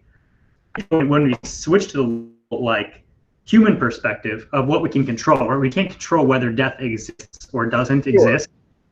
So I think I'm maybe just trying to like reconcile our different things that have been said. But I think when we think about where we start, I think when we talk about the tragedy versus malevolence, like in these sort of Peterson terms, I think what we're talking about is things that we ought to mourn and accept, and we work against them. But this is tragedy. It's like we don't want to bring it on ourselves. But there's the mourn and accept versus the human evil that we ought to feel a anger towards and resist. So that it's dangerous to, because I think this is something we're all aware of, that there's an instinct in a lot of people nowadays to classify too many things as malevolence that are tragedy. Yes. Where something bad happens and there's no sense of, bad things happen. It's like, nope, someone screwed up, so we better crucify someone tomorrow. Let me try to do I'll call a curt reframing. That is that I don't think is death tragic or malevolent. I think it's just a matter of spheres of influence. What is actually inside your sphere of influence and what isn't, and that becomes the problem. Like with the COVID stuff, like you're trying to control death and you can't, so stop, right? And I think that's the kind of the thing that we're touching on when we're talking about those issues. Does that sound fair? Yeah, I think that's probably fair. Yeah. I think as far as the COVID stuff is, I think I, for the most part, agree with you guys, but I probably lean a little bit more towards the shelter in place is fine. Granted, though, I'm not living in Michigan, I'm living in Washington, so that's where my bias is. But I think just because it's tragic doesn't mean it shouldn't be fought against. So, like, a child dying in a car crash is tragic. Doesn't mean I was like, well, it's tragedy, so let's not build safer cars. Or like a plague striking a city. It's like, it's tragedy, it's no one's fault. It's like, well, okay, yeah, but we still have medicine. Like, so I would like to, let's be careful to like say it's tragedy, therefore just don't fight it. It's like, well, wait a second, like, but what if we can fight it? It's more of just like, don't attribute a moral aspect to this abstract thing. Like, coronavirus is not evil, it's tragic. Right. The difference is like when you're trying to assign blame to something, where like with the car accident, you can assign blame to the other driver, right? That's why the kid died, was because the other driver. So then that other driver gets punished. With coronavirus, I know the Chinese are blaming the U.S. military, and then Trump is trying to blame the Chinese scientists. That's where like we're trying to make it evil when we do that, instead of just accepting that, like, no, maybe it's just tragic. That's right. Like, yeah. Well, and maybe that's one of the most, sorry. Yeah, it's pretty quick. Maybe that's one of the most frustrating things about plague is it's this ethereal, spectral thing that you can't see, but it still can take you at any moment. Unlike even like an earthquake or a tornado, which you definitely can't, like, no rational person can say that tornado is evil. Like, it's a malevolent force. But, like, still deep down, kind of sub-rational, you can kind of, like, you can almost make yourself feel better by, like, being like that, assigning it a malevolence, assigning it an evil, because at least it's a thing that you can see. Totally. The flooding that's happening in Midland is the fault of the local government not building good enough dams. And so, and then it becomes like the construction workers' fault, and then like the city council governments and stuff like that. And it's like, you guys got to be kidding, right? Like that they want to assign the evil and put the blame on those instances instead of just viewing it as a tragedy. Because it then gives a meaning to an absurd thing, and we humans are not good with absurdity. It's about control, right? We want to believe we can make it not happen again, and so I think Holocaust. I'm not saying we literally will accomplish this, but we as human beings could accomplish no more Holocaust, right? That is something we could do. Whereas things like plagues and dams bursting, it's like, we can't control how much rain falls. There's so many things we can't control, and that's why it's problematic to sort of, it's sort of making ourselves a god to view ourselves as being over all of these things. And I do also agree with Liv's earlier point that I do think it's reflective of death instinct, that the reason we need to control it is because we haven't accepted that it is acceptable. It's not acceptable to us that one day you could die, and it might not be because you're 95. And so it's like, well, then we better lock this shit down. I agree, but I guess the point that why I was challenged in that a little bit is that I think it is possible to hold both of these in tension, to like have a justifiable instinct for permanence while also still being able to accept that I'm going to die someday. Does that make sense? I don't agree. I don't disagree with that. Yeah, that's it. I totally agree. I just don't know how to reconcile it yet. Sure, fair. Yeah, fair enough. Yeah. Hey, I really need to go. I'm sorry. Yeah, but thanks guys. I'm glad. Thanks for the discussion. So good topic. Awesome. We'll pick up later. Yeah, sounds good. When we're all dead. I was going to say playing Xbox Challenge. Okay. All right. Bye. Sounds good. I got it to me. Yep. Who's up next? Me. Okay, cool. I look forward to it. Sounds good. Cool. Take care. See you, man. We got there. Dude, that was